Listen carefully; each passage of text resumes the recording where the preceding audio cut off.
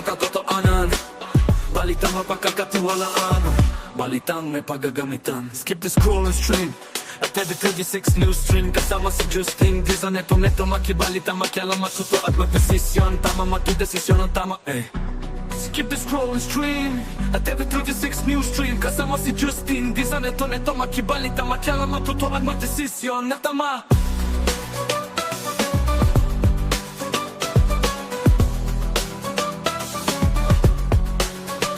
Skip the scroll and stream at every 36 news stream. Kasama si Justin Diza, neto makibalita, makialam, matuto at magdesisyon na tama, matudesisyon na tama.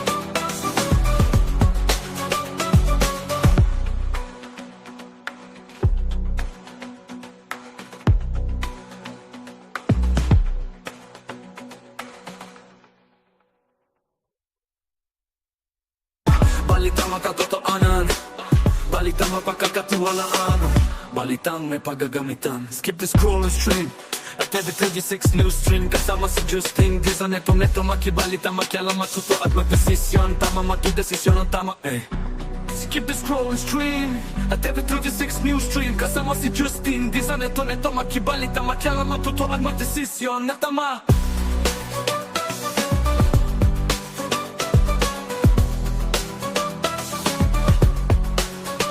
Skip the scroll and stream at every 36 news stream. Kasama si Justin Diza, neto makibalita, makialam, matuto at magdesisyon na tama, matudesisyon na tama.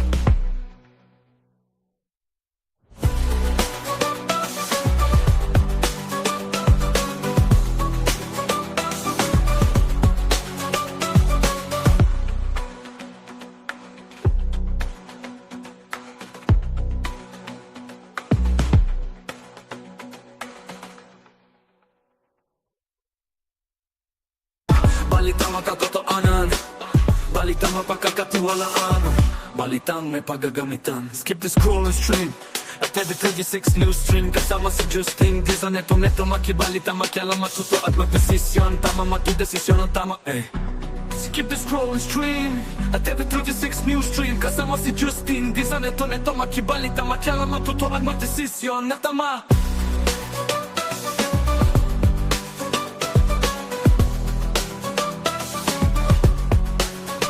Skip the scroll and stream at every 36 news stream. Kasama si Justin Diza, neto makibalita, makialam, matuto at magdesisyon na tama, matudesisyon na tama.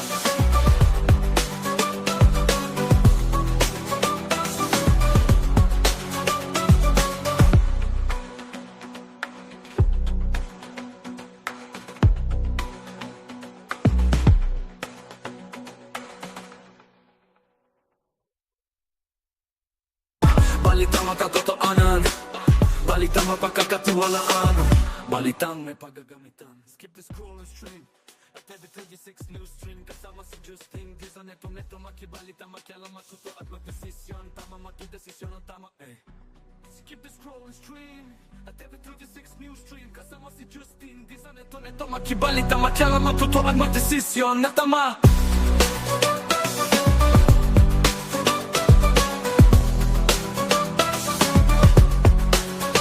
Skip the scroll and stream at every 36 news stream. Kasama si Justin Diza, neto makibalita, makialam, matuto at magdesisyon na tama, matudesisyon na tama.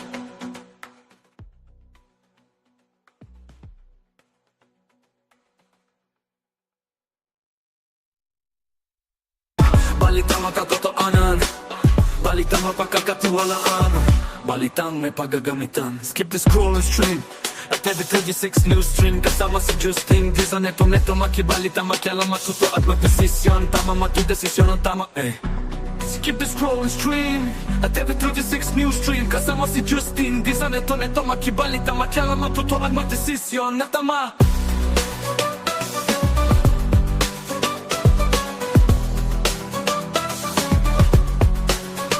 Skip the scroll and stream at every 36 news stream. Kasama si Justin Dizon, neto makibalita, makialam, matuto at magdesisyon na tama, magdesisyon na tama.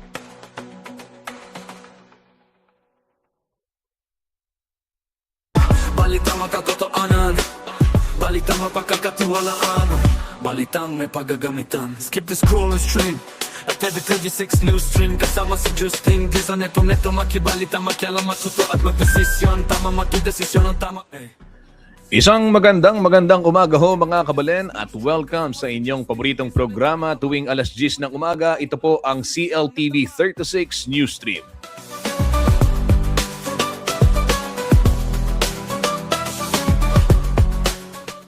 Kabalen, samahan po si Justin Dizon para ho sa mga balitang makatotohanan, balitang mapagkakatiwalaan at balitang may paggagamitan ngayong araw ho ng Lunes, January 12, 2026. Kumusta kayo po?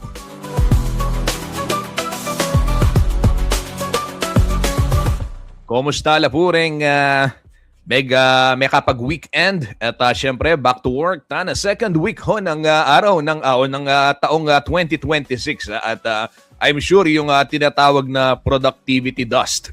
'Di ba? Nakita ko 'yan sa page ng We Are Millennial. Millennial kasi ako. Wala na raw 'yan. Nawawala na. 'Di ba? Kasi sa unang linggo daw lang daw 'yan, okay? At kaya naman yung DPWH ho mga kabalen, speaking of productivity, ayan. Sa mga headlines po natin ngayong araw ho ng Lunes, mamaya papakita ko yung detalye. Ito yung ating mga tatalakayin ngayong araw. Nangako ho itong kagawaran, DPWH, na sila ho ay magiging productive ngayong 2026. At dito ho sa Pampanga, sinabi ng ating kabalen Secretary Vince Dizon na prioridad yung San Agustin Bridge dyan ho sa bayan ng Arayat, Pampanga. At eto hong Candaba Bridge dyan sa Candaba, dahil matagal na hong natenga itong mga nasabing proyekto. Kaya naman, pangako ng Secretary Vince Dizon, tatapusin yan ngayong 2026.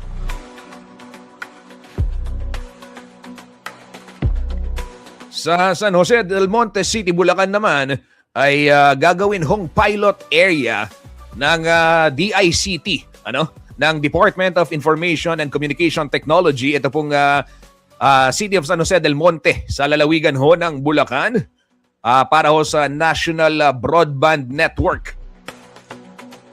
Mamaya makibalita tayo ano yung detalye at paano ito makakatulong dito sa ating mga kababayan sa nasabing lungsod, balitang may paggagamitan. Skip the scroll and stream. Dito rin sa Pampanga, hindi ho bababa sa 37 million pesos na halaga ng iligal na sigarilyo ang nakumpiska ho ng CIDG. At every 36 news stream, kasama si Justin Dizon, neto makibalita. Pero bago ho yan mga kabalen, silipin muna natin sitwasyon ng trapiko sa North Luzon Expressway. Ngayon pong 10:10 ng umaga, real time ito mula sa NLEX Corporation. Skip the scroll and stream at every 36 news stream, kasama si Justin Dizon, neto makibalita, makialam, matuto at magdesisyon na tama, magdesisyon na tama.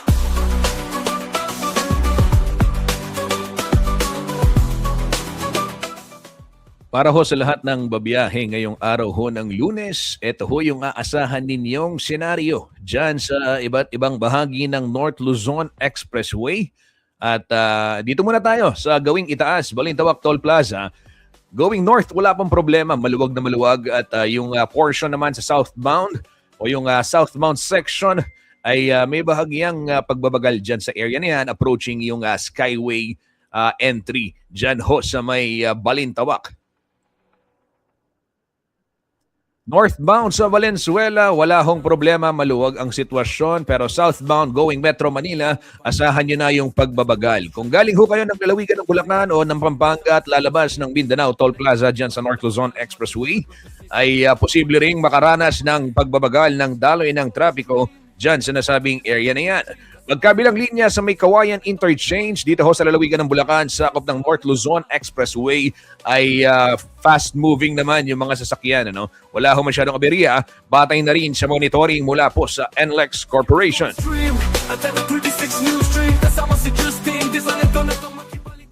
Light traffic din ang sitwasyon sa may Bocaue Toll Plaza at ganyan din ho sa may syudad ng San Fernando, Pampanga na sakop ng North Luzon Expressway.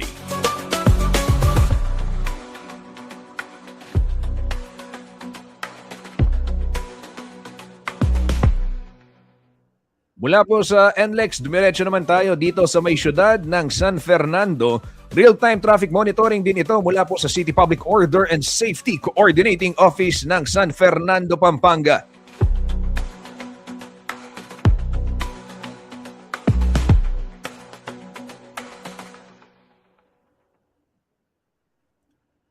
Ito ho mga kabalen, senaryo muna dito sa boxes 1, 2, 3, and 4, yung Gawing Itaas, boundary po ng Angeles at San Fernando. Dito ho sa may barangay Santo Domingo at Telabastagan, light traffic sa mga oras na ito. At ganyan din sa may portion ng Panings ay maluwag din ang daloy ng trapiko. Ganyan din sa may Holy Angel Village at dito ho sa may Baliti. At syempre may mga traffic lights ho dyan, respetuhin at yung pedestrian lane. Mamaya i-follow up natin yung kaso ng hit and run. Dyan ho sa may syudad ng San Fernando, may hit and run. And makibalita tayo, follow up natin, yung inabot. Pag ho kasi may mga pedestrian lane, dapat automatic na mag-menor yung mga motorista. Hindi ho yan senyales na wala lang. Dito ho sa Gawing Sindalan, light traffic din sa mga oras na ito. Same scenario dyan sa may Del Rosario. Light traffic din sa may Diosdado Macapagal Regional Government Center portion. Kini pong sakop Mayinpis. But syempre, antayan ng konti dahil dyan sa mga traffic lights. Maayos din ang daloy ng trapiko sa may St. Jude. Balitang may paggagamitan. Pero dito ho sa may bandang, saan ito? Sa may Palaway, ayan, may nakikita tayong bahagyang pagbabagal ng daloy ng mga sasakyan. Ganyan din sa may Santo Niño, portion ho sa may syudad ng San Fernando. Moderate traffic na rin sa may JBL Macabacle hanggang dyan sa may Barossa Dolores, syudad ho ng San Fernando. Asahan yung bahagyang pagbabagal kung kayo ho'y babiyahe at kung hindi naman kayo o wala naman kayong business dyan, ika nga. At dadaan lang dyan, pwede ho kayong mamili ng ruta na lamang, di ba? Upang hindi na rin kayo ma-traffic dyan sa may tapat ng JPL sa may syudad ng San Fernando, Pampanga.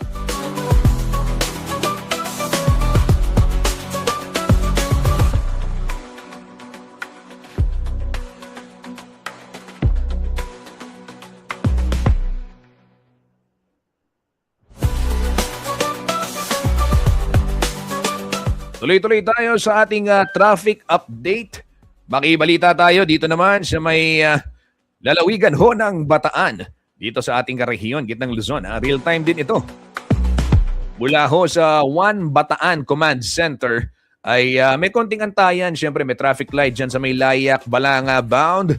But Hermosa SC-Tex, maluwag ho sa mga oras na ito, yung going to southbound lane ng Hermosa SC-Tex. Dyan ho sa lalawigan ng Bataan. Coolies Crossing light traffic sa Balanga Rotary, light traffic din. At dito ho sa may Samal ay light traffic suwal. Light traffic din ho sa mga oras na ito. Mahigpit pong pinatutupad itong mga speed limit dyan sa lalawigan ng Bataan. Kaya naman, kung ako ho sa inyo, Skip the scroll and stream. sumunod na. Hindi naman linagay yan para lang sa wala, di ba? Para ho yan makaiwas sa disgrasya. Yan para hindi mahuli, ha? Natama mo ito desisyon, natama. Sa dinami-dami ho ng nakocover naming road crash, maniwala na ho kayo. Madalas hindi pagsunod sa mga speed limit. O di kaya naman yung hindi maayos yung kondisyon ng mga sasakyan. Nakatulog yung driver. Kasama rin yan sa mga magiging sanhi. Kaya naman kabalen, ito, ingatan natin ang ating buhay. At syempre, maging disiplinado ho sa kalsada. Share the road, sabi nga ni Kuyang Paulo G. Doon sa kanyang napakagandang report ng bike lane sa Angeles City. At sana dumami pa yung mga ganong bike lane. Siyempre, siklista kami ni Kuyang Paulo G. Pero nag-comment, sabi, nakakasikip daw, di ba? Yung mga... Skip the scroll and stream. Pero ito ho, protection kasi minsan, bike lane na, sinasakop pa rin ng ating mga kababayan, di ba? Na minsan nga ginagawang paradahan. Di ba? Kung meron ho kayong makitang bike lane na ginagawang parking lot, pwede ho ninyong ipadala yan dito ho sa CLTV 36 News para naman ating ma-broadcast at maidulog sa kinauukulan ito hong mga ganitong sitwasyon. Skip the scroll and stream. At the 36 News stream. Kasama si Justin. Design ito na itong makibalita makialam magtutuan. Pagbati muna sa Mandap family ng San Simon, Pampanga at get well soon kay Joshua Mandap. Uso ho yung lagnat ngayon. Oo, yung flu. Di ba? Flu season din. Kaya paalala ho ng DOH, maghugas lagi ng kamay. Oo, importante yan. Di ba? At magsuot ng mask kung kayo ho'y may sintomas na. Di ba? Inuubo, sinisipon. Pagbati rin sa Quiroz family ng Arayat, Pampanga. At kay Tita Merly sa Arayat, dyan ho sa may Gatchawin. Nagbebenta ng pagkasarap-sarap na siomay at pork chop silog. O, di ba? Ay, lechong kawali pala yun. Tita Merly sa Barangay Gatchawin, Arayat, Pampanga. Yan, dadakal pong salamat. Ito mga kabalen, makibalita naman tayo sa ating Weather Bureau Pag-asa. Kumustahin natin, kumusta ho ang yung taya ng panahon ngayong araw ho ng Lunes, January 5. At ito po'y kaninang alas 5 ng umaga, brinodcast. Valid po within 24 hours. Narito po si Alzar Aurelio ng DOST Pag-asa para sa ulat panahon. Magandang umaga, narito ang weather update sa araw ng Lunes, January 12, 2026. Kasalukuyan, wala po tayo nakikita o namomonitor na malawakang pag-ulan sa ating bansa. Hindi itong mga pulong-pulong pag-ulan o isolated mga pag-ulan sa malaking bahagi ng Visayas at Mindanao, dulot yan ng localized thunderstorm. Ito nyo kikita ang ating weather system.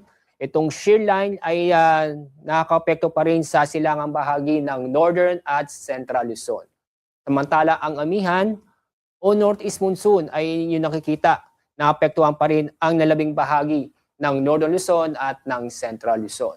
Sa mga oras nito, wala po tayo nakikita o namomonitor na low pressure area, LPA o bagyo sa loob at sa labas ng ating Philippine Area of Responsibility. At sa ating magiging lagay na panahon ngayong araw, dahil sa shear line, makaranas ng maulap na kalangitan na may mga kalat-kalat na pag-ulan at may kasamang isolated thunderstorm sa mga probinsya ng Cagayan, Isabela, Aurora at Quezon. Makakaranas din ng maulap na kalangitan na may mga mahihinang pag-ulan sa Cordillera at sa lalabing bahagi ng Cagayan Valley. Maganda at maliwanag sa panahon naman na may mga isolated na mahihinang pag-ulan sa Ilocos Region at ganoon din sa lalabing bahagi ng Central Luzon at Metro Manila. Maganda at maliwanag sa panahon pa rin ang inaasahan sa lalabing bahagi ng Luzon. May kasamang isolated na mga pag-ulan dulot ng localized thunderstorm. Handa ko tayo sa Visayas at Mindanao. Maganda at maliwanag sa panahon ang inaasahan sa malaking bahagi ng Visayas at Mindanao. Pero may tsansa pa rin na mga isolated mga pag-uulan dulot ng thunderstorm. Ang mga pag-ulan nito ay inaasahan kadalasan sa hapon o sa gabi. Dahil pa rin sa amihan, matataas ng alon ang inaasahan sa buong seaboard ng Northern Luzon at Eastern Seaboard ng Central Luzon. Ang mga lugar na isilalim ng gale warning ay sa mga probinsya ng Ilocos Norte, Batanes, Cagayan, Isabela, Aurora, at yun din sa northern coast ng Quezon kasama ang northern at eastern coast ng Polillo Islands. Kaya sa mga kababayan po natin na may planong pumalaot sa mga lugar nito, ay wag muna dahil inaasahan pa rin natin ang matataas ng alon. Ang taas ng alon ay inaasahan ay aabot ng halos 5 metro. Itong shear line at northeast monsoon ay patuloy na makakapekto sa malaking bahagi ng Northern Luzon at Central Luzon bukas at ganoon din sa araw ng Miyerkules. Kaya patuloy pa rin na makakaranas ng maulap na kalangitan na may mga kalat-kalat na pag-ulan at isolated thunderstorm sa mga probinsya ng Cagayan, Isabela, Aurora at Quezon. Pagdating ng Miyerkules, inaasahan ang maulap na kalangitan na may mga kalat-kalat na pag-ulan at thunderstorm sa eastern section ng Visayas at Mindanao, particularly sa Eastern Visayas at Caraga, dulot ng posibilidad ng trap ng low pressure area. Ang araw sisikat mayang 6:24 ng umaga. Ang araw lulubog sa ganap na 5:44 ng hapon. Yan ang ating weather update sa araw nito. Mula sa Pag-asa, ako po, si Alzardi Aurelio. New street, kasama si Justin. Di sa neto makibalita, makialam, magtutuan, magdesisyon. Natama, matudesisyon, natama.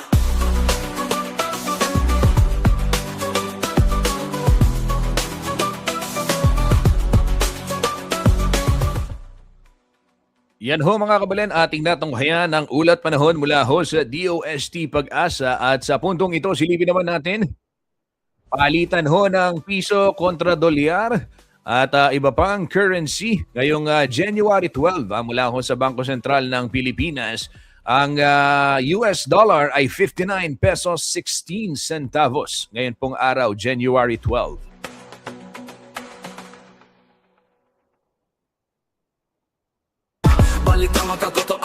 Yung Japanese yen ay 37 centavos. UK pound is 79 pesos. Hong Kong dollar 7 pesos 59 centavos. Ito hong dirham 16 pesos 11 centavos. Euro is 68 pesos 87 centavos. Yung real 15 pesos 77 centavos.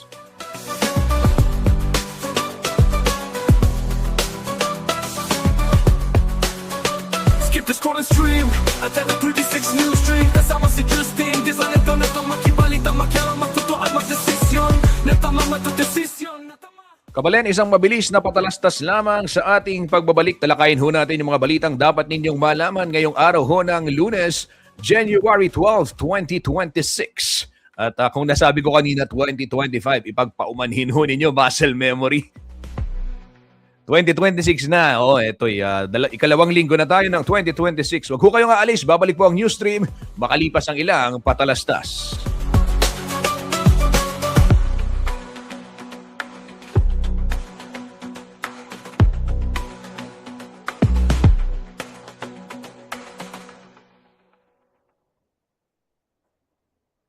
Balitang matatotoanan, balitang mapagkakatiwalaan, balitang may paggagamitan. Skip the scroll and stream at every 36 news stream. Kasama si Justin. Di sa neto makibalita, makialam, matuto at magdesisyon. Tama, magdesisyon ang tama Skip the scroll and stream at every 36 news stream. Kasama si Justin. Di sa neto makibalita, makialam, matuto at magdesisyon na tama.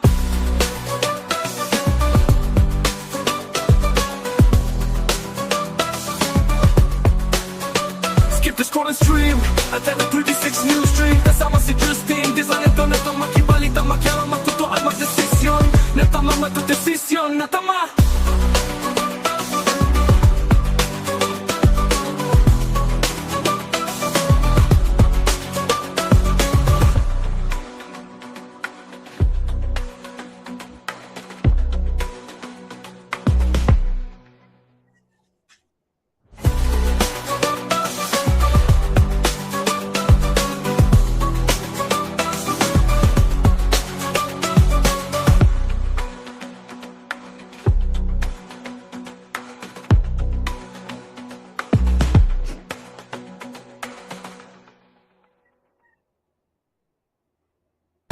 Balitang makatotoanan, balitang mapagkakatiwalaan, balitang may paggagamitan. Skip the scroll and stream at every 36 news stream. Kasama si Justin, di sa neto makibalita, makialam, matuto at magdesisyon. Tama matudesisyon ang tama Skip the scroll and stream at every 36 news stream. Kasama si Justin, di sa neto makibalita, makialam, matuto at magdesisyon na tama.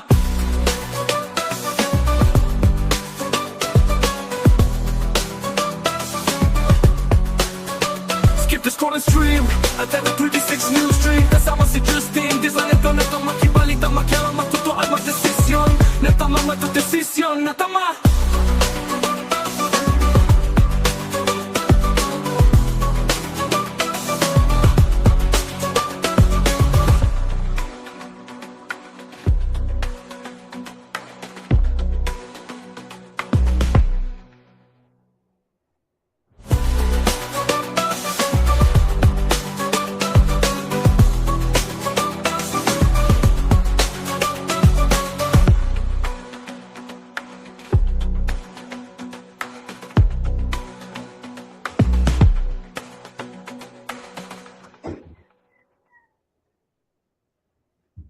Balitang makatotoanan, balitang mapagkakatiwalaan, balitang may paggagamitan. Skip the scroll and stream at every 36 news stream. Kasama si Justin, di sa neto makibalita, makialam, matuto at magdesisyon. Tama matudesisyon ang tama Skip the scroll and stream at every 36 news stream. Kasama si Justin, di sa neto makibalita, makialam, matuto at magdesisyon na tama.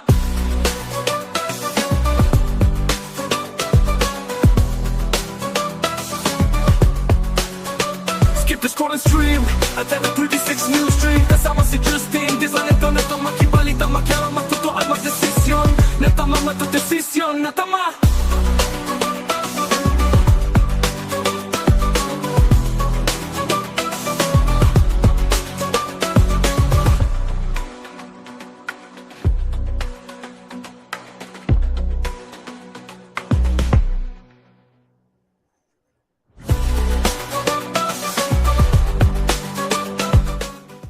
Nagbabalik po ang CLTV 36 News Stream at gaya ho ng aking nabanggit kanina mga kabalen, narito na po ang mga headlines ngayong araw ho ng Lunes, January 12, 2026.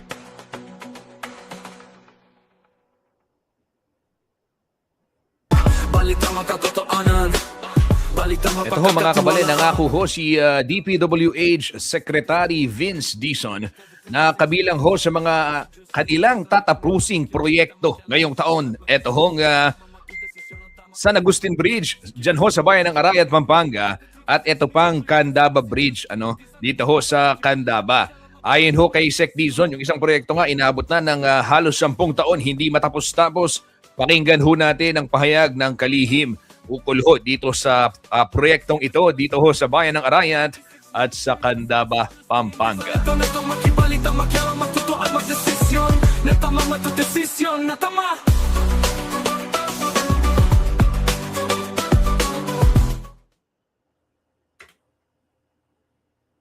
Sa mga proyekto na dapat tapusin, kamukha nito mga bitin na to. So yan ang magiging priority natin. I'll give you some examples. Ito, naaalala nyo to. Kasama ko ata kayo nito. Ito yung nagbiro ako, sabi ko, tatalo na lang ako dito. 'Di ba? Kasi after namin binisita yung palpak na flood control sa Arayat, pinakita sa atin ng mayor, ng bagong mayor ng Arayat, itong San Agustin Bridge na never na natapos. Na parang 8 years na o 10 years na ganyan pa rin ang itsura. So tatapusin natin yan this year. Yun ang pinangako natin kay sa mayor at sa governor ng Pampanga. Mayor ng Arayat sa governor ng Pampanga. We will finish the San Agustin Bridge this year. And I think nagsisimula na yung continuation ito. Nagsimula na yata noong December. No? At bibisitahin natin ulit yan. Tatapusin natin yan. Isa pa. Madaming pang example dyan. Yung Candaba Bridge. Again, sa Pampanga ulit yan. 7-8 years na rin yan. Na ganyan. Ang daming ganyan all over the country. Unfinished bridges, unfinished roads, unfinished classrooms, unfinished hospitals. Ang dami niyan, all over. So yan, tatapusin natin. Yan ang magiging priority natin ngayon. Yung Aganan flyover sa Iloilo, yan, tatapusin na rin natin yan this year. Yan yung yung lumulubog na flyover na nakita mismo ng Pangulo natin, na galit si PBBM. Ngayon, inayos na yan, yung lumulubog, at ngayon, tatapusin na natin this year. Next year. Ito, yung Tigasao Pacifico Bridge sa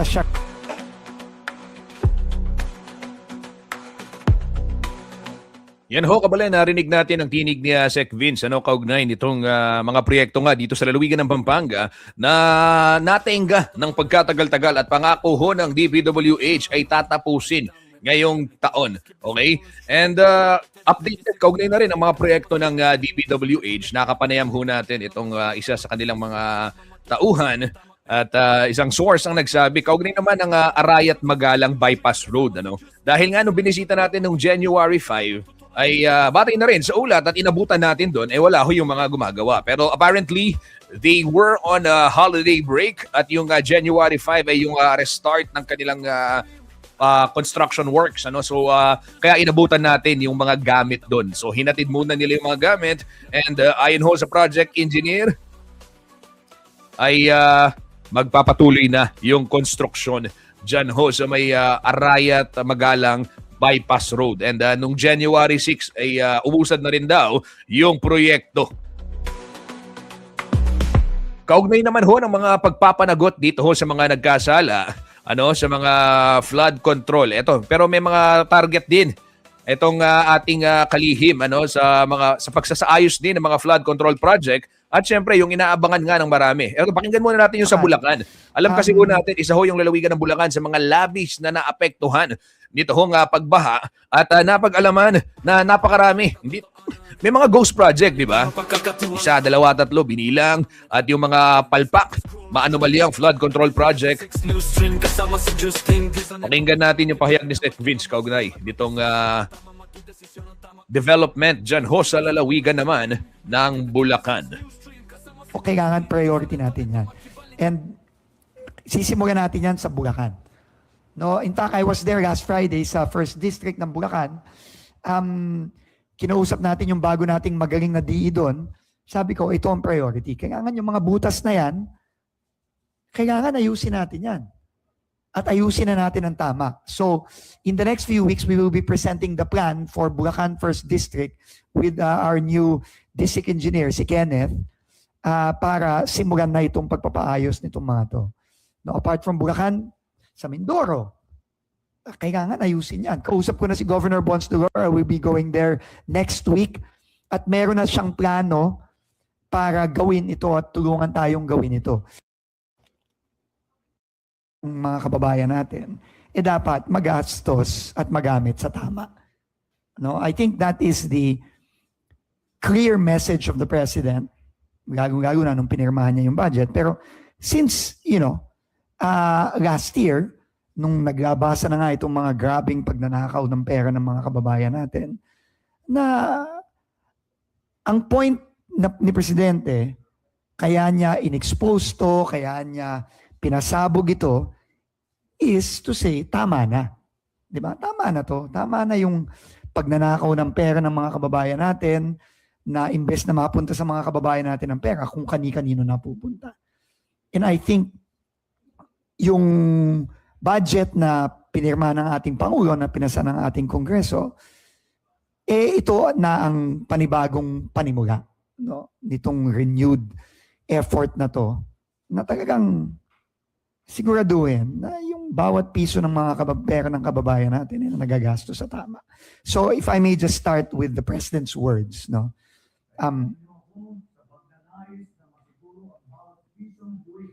Pupunta sa tamang proyekto at sa tunay na pangangailangan ng ating taong bayan. So the President clearly said it. No? Kaisa niyo ko sa pagnanais na masiguro na bawat pisong buwis ay mapupunta sa tamang proyekto at sa tunay na pangangailangan ng ating taong bayan. I think this is the clearest message of the President to start the year. And this is the message across government. No? And for DPWH, which we can consider the epicenter of this, massive stealing of the people's money, we really have to show the people na nagsisimula na ngayon ang pagbabago na ninanais hindi lang ng Pangulo, kundi ng ating mga kababayan, nating lahat. No? So, ang mga i-discuss ko sa inyo ngayon, ating mga kababayan ngayon, yung mga gagawin na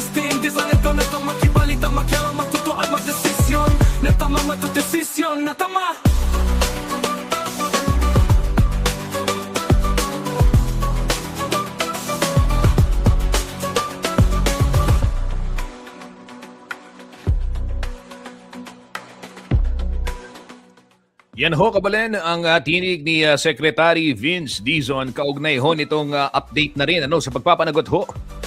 At ito ang pangako nila.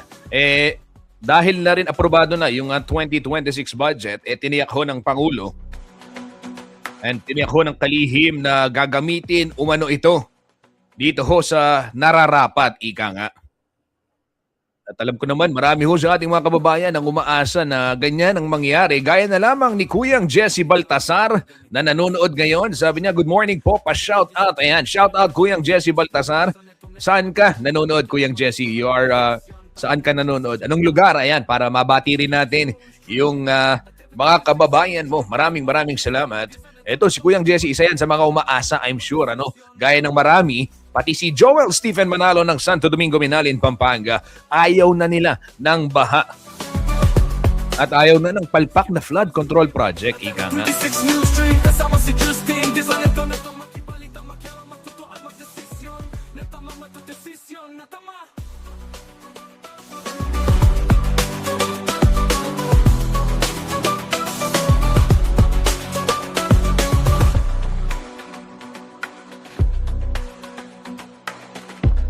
Ito naman ho mga kabalen, ulat ho ni Shane Velasco ng PIA, Philippine Information Agency, dito ho sa gitnang Luzon. At magiging pilot area ng National Broadband Network sa Bulacan ang lungsod ho ng San Jose del Monte, kung saan magsisimula ang operasyon ng National Fiber Backbone Phase 1. Balitang makatotoanan. At ipinaliwanag ho ni Department of Information and Communications Technology Regional Director Antonio Edward Padre na sa pamamagitan ho ng naturang proyekto, makakapagtatag ng isang state-owned internet connectivity service capacity sa iba't ibang mga lalawigan, mga tanggapan ng pamahalaan at mga data center na hindi umaasa sa mga pribadong telecommunication provider. Ito umano ang una at bukod tanging government-owned na national fiber backbone sa Pilipinas na may habang 1,245 kilometro mula ho sa lungsod ng Lawag sa Ilocos Norte hanggang Roses District ng lungsod ng Quezon para sa isla ng Luzon. Ang inisyal na 600 Gbps optical spectrum capacity ay magbibigay ng matatag na koneksyon sa internet ng gobyerno sa mga operasyon nito sa mga rehiyon sa Hilaga at dito ho sa gitnang Luzon. Nagsisilbing distribution line ng National Fiber Backbone ng Binoong Luzon Bypass Infrastructure Project na isang 240-kilometer fiber line na nagkakabit ho ng mga government-owned cable landing stations mula Baler, Aurora, patungo sa Poro Point. Diyan ho sa lalawigan naman ng La Union. Kasama si Justin Di sa neto makibalita makialam matuto. Isa ho itong proyekto na tulungang mabuo ng DICT, ng Basis Conversion and Development Authority o BCDA at ng United States firm na Meta upang makapagbuga ng nasa 2 million megabits per second o Mbps na bilis ng internet. Higit sa 50 times o 50 beses ang lakas mula ho sa kasalukuyang nagagamit na 40,000 Mbps. Natama matutesisyon, natama.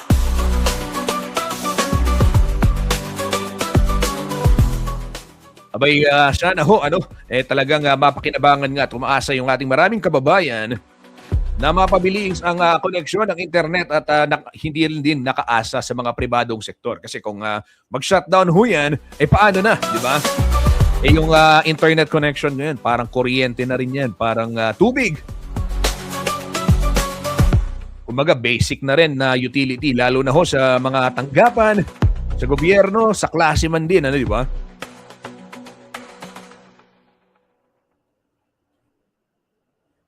Balitang makatotoanan, balitang mapagkakatiwalaan, balitang may paggagamitan. Skip the scroll and stream at every 36 news stream. Kasama si Justin Di sa neto makibalita makialam matuto at magdesisyon. Tama magdesisyon ang tama Skip the scroll and stream at every 36 news stream. Kasama si Justin. Ito ho mga kabulen, na ispatan naman ng CLTV 36 News, ito hong tambak ng basura dyan ho sa may Greenville Subdivision sa Barangay San Jose, siyudad ng San Fernando, Pampanga.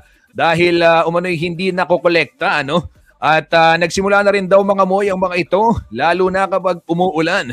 Ayon naman ho kay Raymond Del Rosario ng City Environment and Natural Resources Office o CENRO, regular ang ginagawang pangongolekta ng basura ng lokal na pamahalaan na nakafocus po sa mga major thoroughfare at public market sa syudad. Anya, primary responsibility ng mga barangay official ang garbage collection sa kanilang nasasakupan, alinsunod na rin ho sa Republic Act 9003 o Ecological Solid Waste Management Act of 2000. Kaya naman paging ho yung barangay captain dyan sa may San Jose. Okay, hindi pong Greenville, o siguro sabihin na private. Ano ba yung alamin natin? Kasi baka private din yung collection ng Greenville. Kumusta ho yung garbage collection sa inyong lugar? Basahin natin yung ilang mga komento. Eto, marami nagko-comment. Sa Arayat daw, organize ang pagkuha ng basura. May challenge pa si Mayor Jeff Luris. May 1 kilo plastic katumbas ng 1 kilo na bigas. Ayan, ginawa din yan sa Angeles City noon. At hindi maayos sa San Isidro Resettlement, Magalang, Pampanga since November last year. Sabi naman nitong si Gali Salcedo, wala nang nagko-collect ng basura sa kanto-kanto. Ayan. Dito naman, susme dito nga sa baryo namin, abot sa daan yung basura bago kunin ang truck and dump site. Sabi ni Pineda Jeneline. Saan ho yan? Tambak na po at mabaho na, sabi ni Arlene. At saan yan? Dito po sa Santa Ana, bawat kuha may bayad po, sabi ni Amor de Leon. Ang dami nagko-comment, Dito ho sa Lourdes, Chopaco, simula noon wala, sabi ni Ruby Glenn. At last lang kinangwa, Bayo Pasko, Fiesta Community sa Tabon, Angeles City. Ayan, sa Angeles City naman itong ating binabasa dahil pakita ko na rin, ayan, Kapansin-pansin ho kasi yung tambak ng basura, di ba? Nung holiday season, January 1, nakita natin, meron pa akong pinost na litrato along MacArthur Highway. Daming tambak ng basura, but that was January 1. And okay lang kasi parang okay, holiday pa, di ba? Pero eto ho, sa may Santo Domingo, Angeles City, okay? Hindi pa nakokolekta yung basura. At makikita doon sa mga kalsada, kahit sa mga labas ng mga tahanan, sa mga villages, subdivision at dito sa mga iba't ibang lansangan, ay dumarami na yung basura. So, eto ho'y palaisipan at aalamin din ho ng CLTV 36 News kung bakit, anong problema, anong nangyayari sa garbage collection, di ba? And of course, gusto din nating malaman kumusta ho yung mga landfill, yung mga waste management facilities natin dito sa Pampanga. Yan ho yung tinatrabaho ni Kuyang Paulo G. Santos Dahil alam naman ho natin nagkaroon ng trahedya dyan sa may landfill sa Cebu. Kaya gusto nating alamin, sana wag nang maulit. Dyan sa bayan ng Porac, ang dami-daming landfill dyan. Kumustahin natin yung security, di ba? Yung impact sa kalikasan. Eto ho mga kabalin, yung ating ipinakikitang larawan kanina ay kuha po ito sa Greenville Subdivision sa Barangay San Jose, siyudad ho ng San Fernando, Pampanga. Pero itong senaryong ito ay hindi lamang sa siyudad ng San Fernando dahil ito nga gaya ng comment ng mga netizen, Tabun, Angeles City, wala pang nangongolekta. Santo Domingo, Angeles City, wala pang nangongolekta ng basura. Diyan ho sa may Arayat, meron daw maganda daw yung koleksyon, sabi ng netizen na nag-comment. Ito, basahin din natin yung iba pa. Sana po aksyonan ninyo ang mga reklamo ng basura sa Barangay Pio Porac at mga aso na pakalat-kalat na kinakalat ang basura. Diba? Nagdudumi pa sa daanan, mga irresponsableng tao nag-aalaga ng aso, hindi na nahiya. O nga naman, bakit nyo hinahayaan sa kalsada yung mga aso? Kumasagasaan pa. Very poor and sad, sabi ni Jessica Torres. Saan ito, Jessica? Sabi naman ni Merly Cunanan, okay po. Saan ito, ating Merly? Upang makapag-benchmark yung iba nating mga leader, mga nanunungkulan. Pero ito, totoo ito, barangay ang may responsibility. At ito ho, Barangay San Jose, siyudad ng San Fernando, Pampanga. Ay tambak ang basura. Santo Domingo, Angeles City, wala pang koleksyon. As of this morning, batay na rin sa monitoring ho ng CLTV 36 News.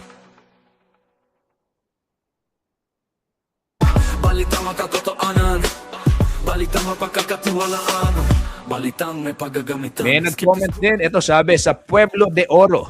Sa may siyudad ho ng San Fernando ito, no? Sabi niya, wala pa rin ho kumukuha ng basura dito sa amin sa Pueblo de Oro, sabi niya. And ayan ho yung ilan sa mga paano mag-report ng chairman, walang ginagawa, ang dilim ng daan, papasok sa kanto, ang dilim, walang ilaw, ang mga poste, pagbungad mo, ang mga kanal, barado, maagos ang tubig, kahit saan, ayon yan kay Maria Teresa Pineda.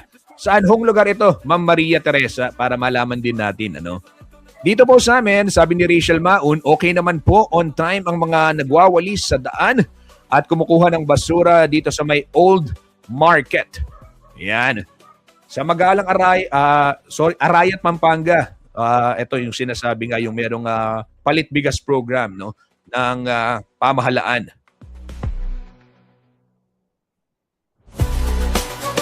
Kung sa siyudad ho ng San Fernando ito, ulitin ko lamang, ayon ho kay Ginoong Raymond Del Rosario ng City Environment and Natural Resources Office, regular ang kanilang pangongolekta ng mga basura sa mga major thoroughfares dahil ito ay yung kanilang responsibility, habang yung mga barangay level ay responsibilidad yan ng mga barangay officials. Ano? So itong ating pinakikita, San Jose, Greenville, particular, Greenville Subdivision sa may San Jose ay nagiging bundok na yung basura sa gilid ng kalsada. Hindi sa neto makibalita, makialam, matuto at magdesisyon. Tama, magdesisyon ang tama Skip the scroll and stream at every 36 news stream. Kasama si Justin. Di sa neto makibalita, makialam, matuto at magdesisyon na tama.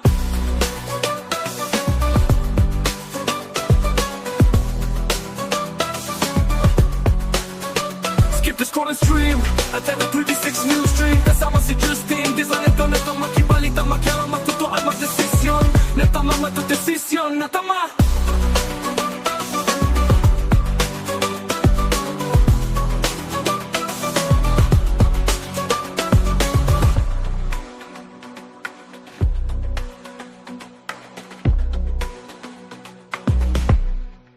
Ito ho, bago tayo magpaalam, basahin ko lang yung detalye ng balita. Kaugnay naman ng nakumpiskang illicit cigarettes, no? Mga hindi dumaan sa tamang proseso, hindi nagbayad ng buwis.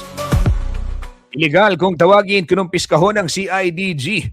Ito hong nasa 36.9 million pesos na halaga ng illegal na sigarilyo. Batay na rin sa pahayag ni CIDG Director Major General Robert Morico, ipinatupad ang search warrant sa isang industrial park dyan ho sa bayan ng San Simon. At nitong Miyerkules hanggang Huwebes ng umaga, last week ho ito, At dyan nga ay nakumpiska yung 573 cases ng sigarilyo mula ho sa isang warehouse, warehouse na ginagamit ho para sa storage at distribution. At smuggled ho yung ilan sa mga ito na kumpirma ng mga otoridad.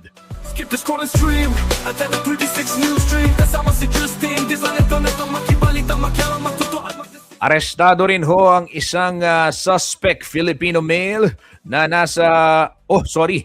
nakatakas ayon ho sa pulis. Yung suspect, isang lalaking Pinoy, late 30s ang edad at nakatakas daw ayon sa PNP yan. He said yung operasyon daw ay isang bahagi ng raid na ginawa sa magkakaibang lokasyon dito ho sa San Simon at sa Mexico, Pampanga noong nakaraang taon. Ayon ho yan sa PNP.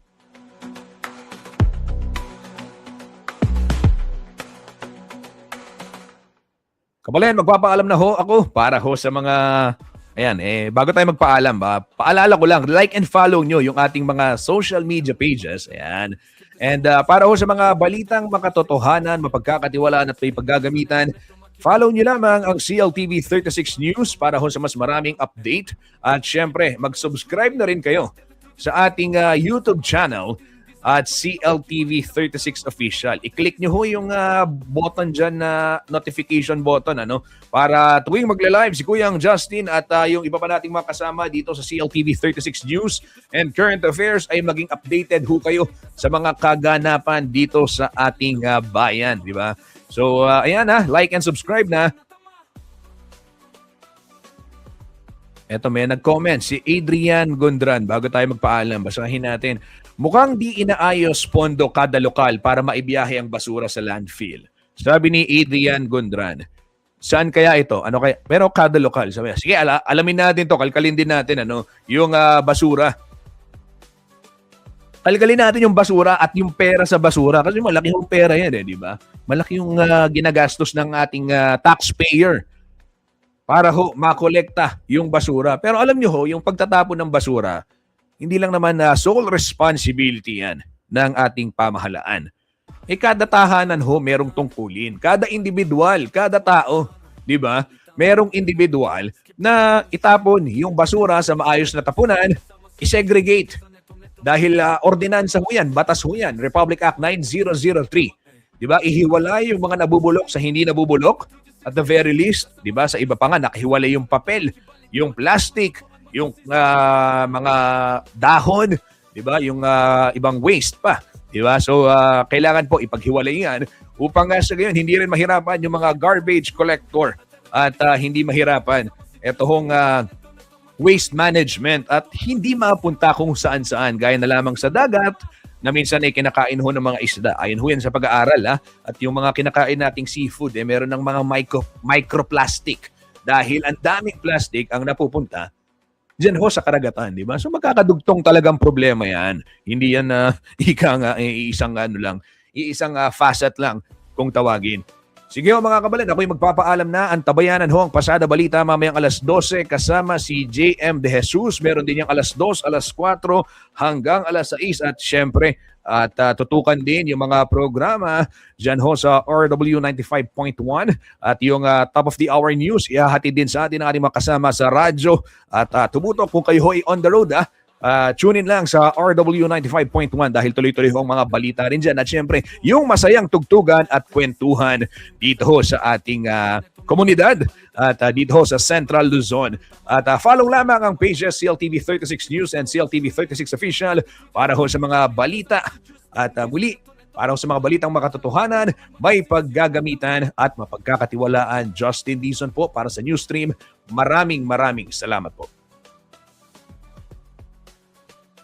Scroll and stream at the 36 News Stream. Kasama si Justin, di sa neto makibalita, makialam, magtutuan, magdesisyon. Natama, matudesisyon, natama.